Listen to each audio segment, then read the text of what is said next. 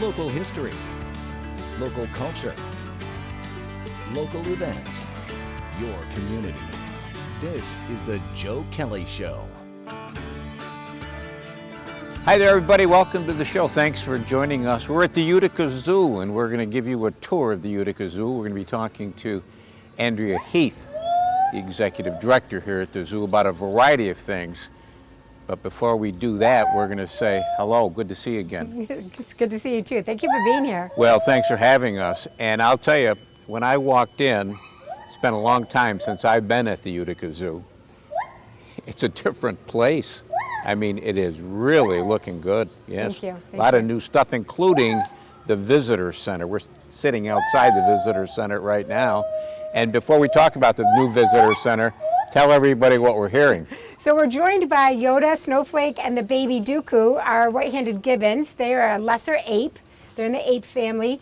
And around mid-morning each day till early afternoon, this is their call of the wild, and they greet people. And visitors come and they ask about this sound. Uh-huh. So that's what we're hearing. And that baby was born when, Andrea? January 30th, thereabouts, Dooku. Okay. And it was a little bit of a surprise to our team.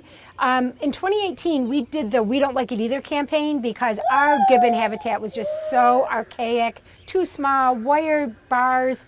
And so we did a We Don't Like It Either campaign, please help us. And we raised just under $1 million, and we were able to build 8 times the size of a habitat for our gibbons.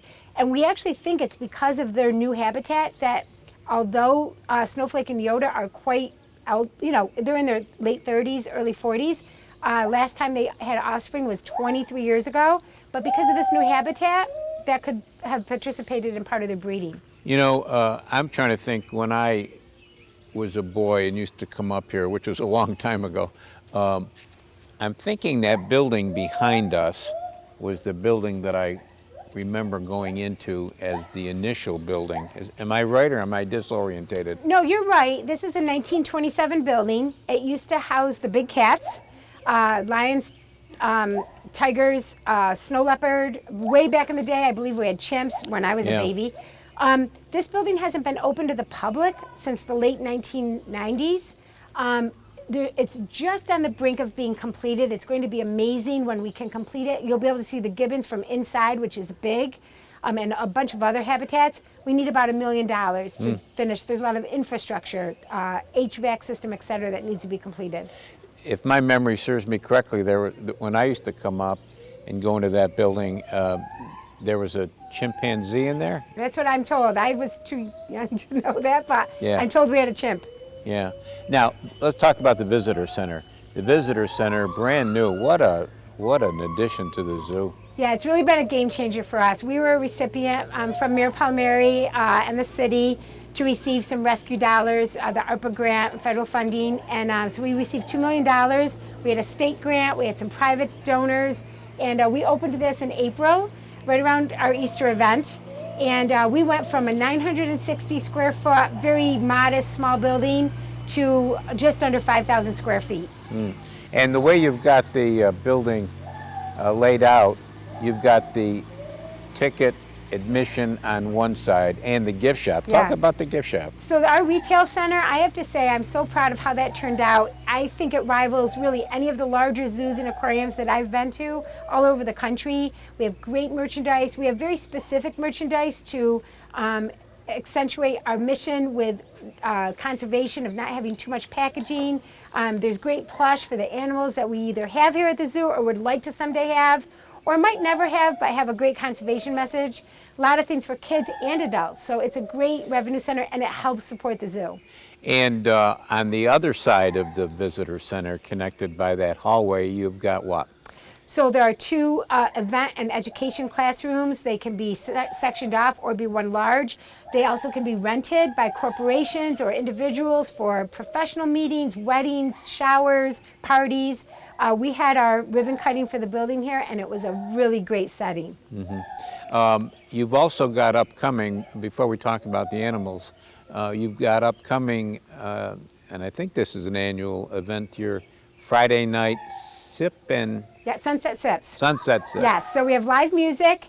1 week we actually have the trivia night with Tim Goldman from the football, over at Nexus Center, the soccer football team. He does a great trivia night, but we have great live music. It starts this coming Friday night with Amos Donnell to kick it off. We also have Brewfest happening on Saturday, August 5th.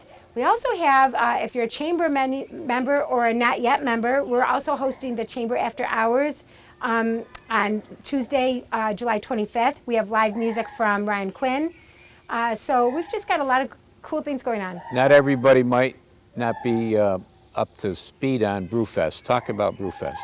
Oh my gosh, it's more than 20 years. I want to say maybe this is the 22nd annual. It's from 6 to 9. There are tastings and opportunity to have different kinds of beers, more than 100 varieties. We also have Ashley Lynn Winery with the slushies. Everyone loves those.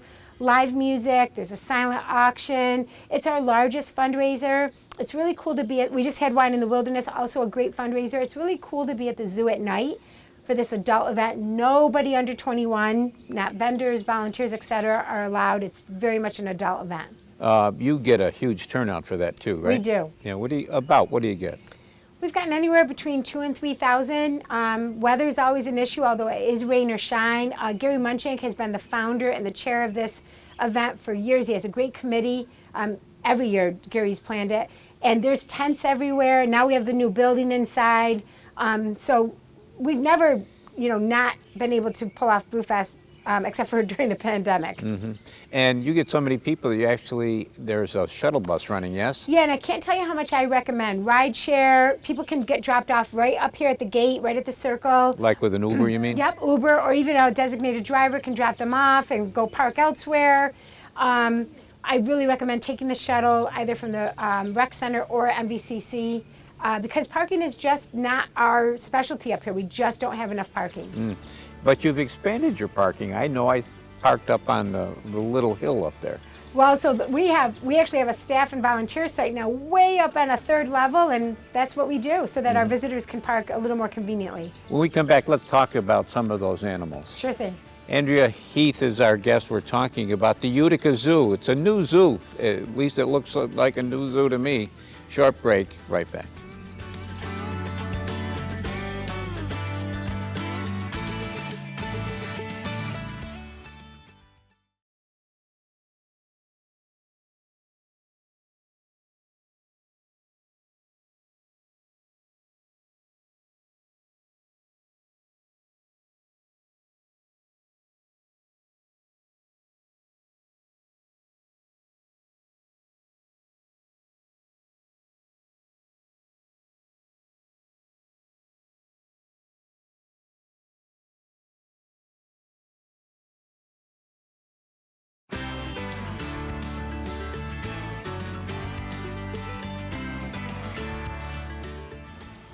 And welcome back, everybody. Thanks for sticking with us. Andria Heath's our guest. She's executive director of the Utica Zoo, and the Utica Zoo is where we're at.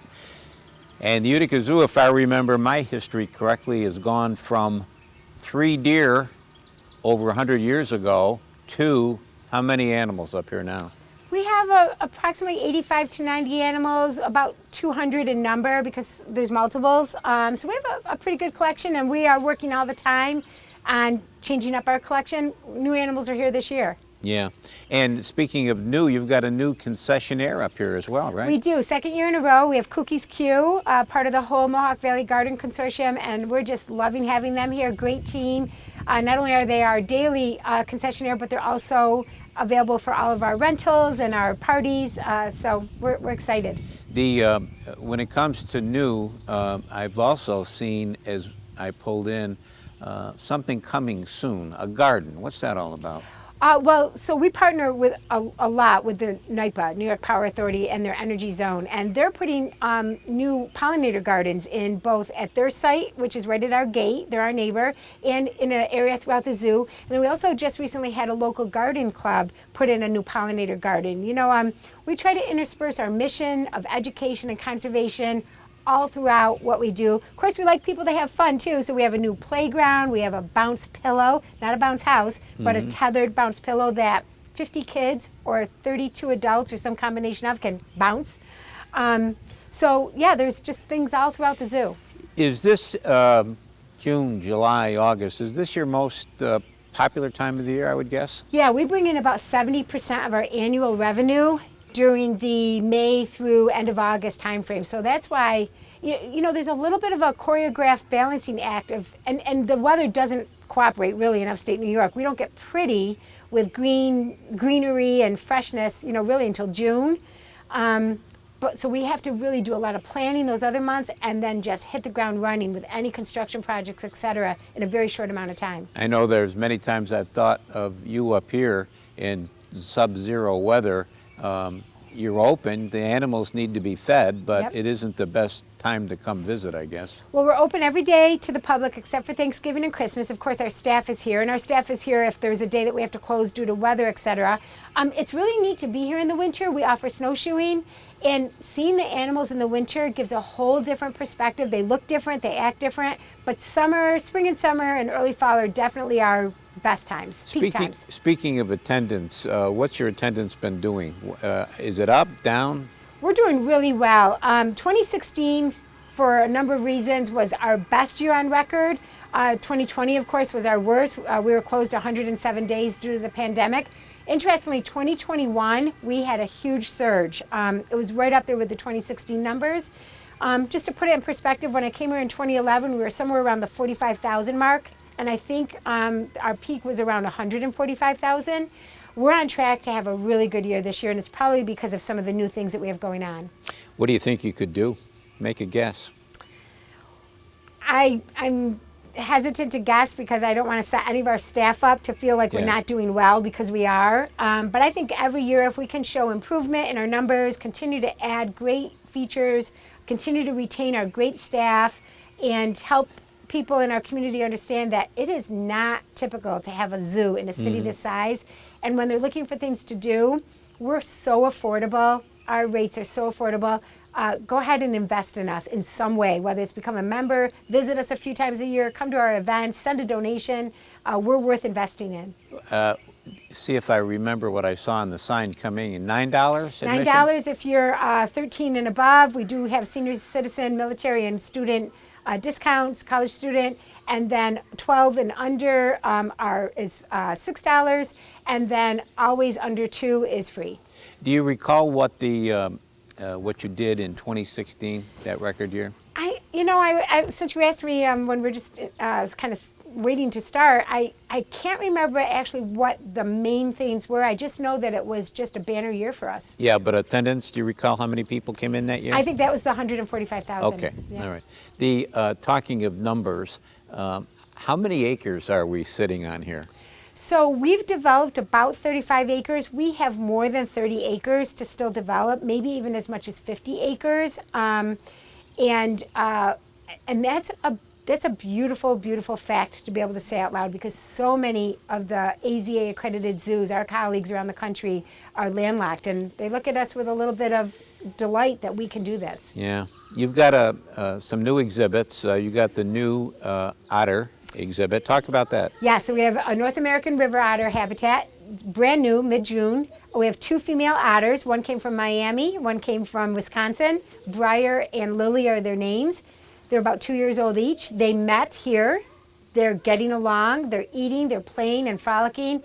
Our team, for the most part, did the exhibit. We had some architects and excavators and some construction do a little bit of it, but our team internally really did the finishing touches and made it a beautiful habitat, and our visitors are just having a great time watching them. Andrea, how do you make a decision, how does the zoo make a decision on what new exhibits to bring in here? So right now, the primary determination is, can we handle it the 4 seasons that we're here? If we're not going to be able to raise enough money for the habitat to be indoor, outdoor for our visitors for 4 seasons, and for the animals to have enough access because of our climate, if we can't do it right, we're not going to do it. So our Dream Big Master Plan is still in effect. It evolves and changes all the time. The signature animal for that plan is a giraffe.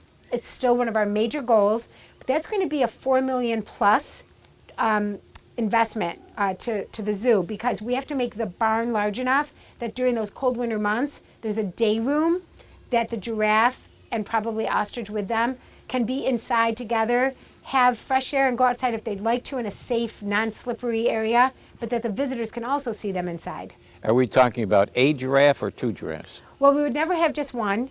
In fact, unless an animal is solitary in the wild, we would not plan to have just one animal in a habitat. So there'd be a collection of, I don't know how many, again, budget, size of the space. We have the space.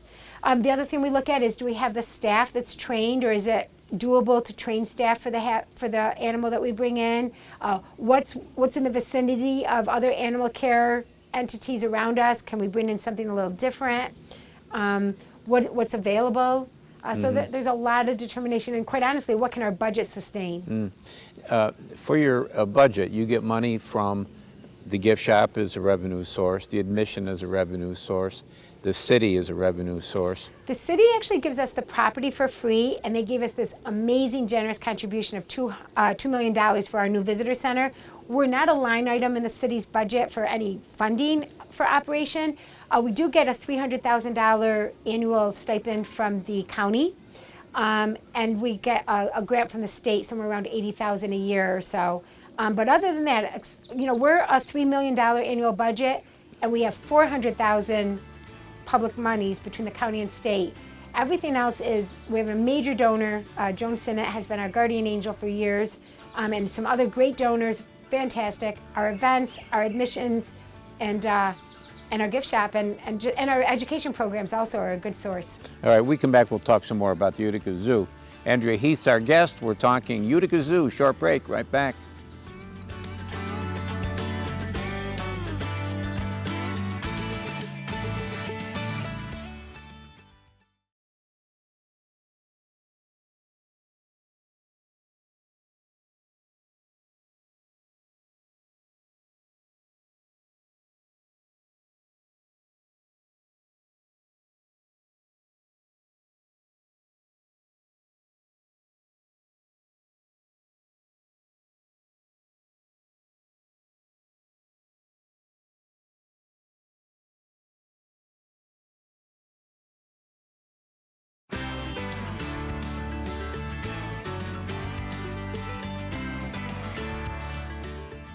And welcome back, everybody. Thanks for sticking with us. We're at the Utica Zoo. We're talking with Andria Heath, who's the executive director for the Utica Zoo and has really taken the Utica Zoo, along with her staff, to new heights. Yeah. The other new, we've got a red panda exhibit. Talk about that. Well, we've had red panda here pretty much since I came here in 2011. We had red panda. They've changed over the years. And we're getting a new red panda in the fall, a male, to go with our female, Maylin, President Maylin, from our recent elections this year. And we're actually launching, we've launched a campaign, a $1 million campaign for a new red panda habitat. It's incredibly necessary. The habitat we have right now used to be a root cellar back in the day when this was a working farm. It's really hard to see her. And so we want to do that 4-season habitat. So that's a great way for people to be part of our zoo family, is to support that. We also, during the pandemic, August of 2020, we got 3 new African painted dogs. They're sisters from Cincinnati Zoo. And they are really cool to look at, especially when you look at them in comparison to the 2 striped hyena we have. Sometimes people think painted dog and hyena are the same animal, and they're so different. So that's one of the neat things that we try to do, is compare and contrast some of our animals and their features and their behaviors, where they come from. And then another fan favorite certainly would be our African lion habitat. Our 3 siblings, Koki, Murphy, and Donovan, they're still just really, really great to view. And I can't help but look over to my left and see the water can. Yeah. From, that was Mayor Hanna's years. He had the water can, I forget where it was originally, but it came up here, and you've...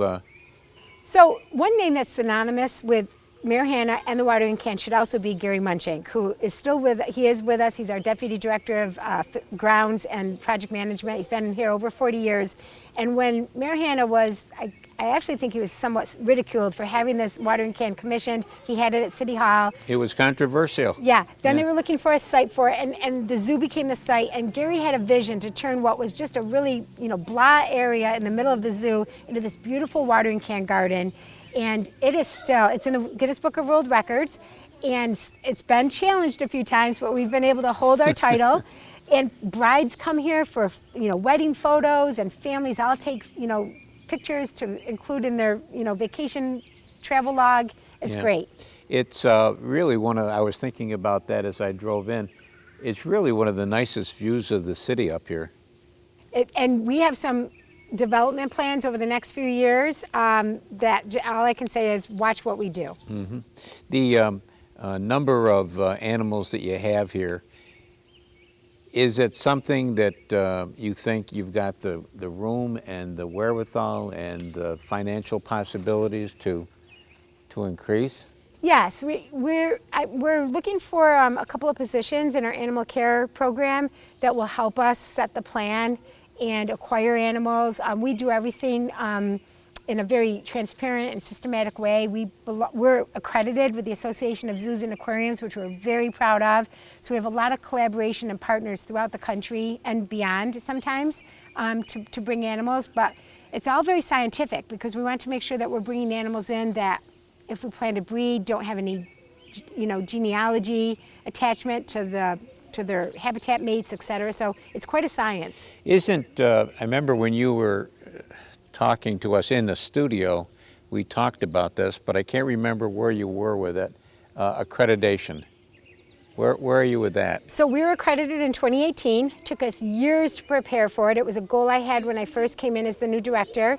We have a great board who's behind it. It costs a lot of money to get the zoo, for that first accreditation, we spent well over $400,000. It's a 5-year accreditation, and it's not considered a re-accreditation. Each time we do it, it's brand new. We were given an extra year because of the pandemic, so 2024 is our year to become accredited again. What goes into that? They send inspectors in? They do. Mm-hmm. So the application is due in February. It's quite a comprehensive application. Every single thing, every aspect of the zoo is scrutinized and monitored and looked at. Our finances, our governance, our operations, our safety codes, you name it, it's looked at. Our animal well-being, our diversity, DEAI protocols, it's just all very important. And then in the summer, a team comes in, inspectors, they're usually other zoo personnel of some type, veterinarian, animal care people, executive directors, and we are inspected, and then we go to a hearing in the fall at the annual conference where we learn the fate. Mm-hmm. The property that we're sitting on is owned by the city of Utica, yes? It is, yes. And the governing of the Utica Zoo is done by, it used to be the Utica Zoological Society. Still is. We're a DBA Utica Zoo, but we are a 100% 501c3 not-for-profit. Mm-hmm. And we already talked about the slice of our budget that is public funded. So our board, directs our policies, and it's then the job of myself and our team to do the day-to-day. Mm-hmm.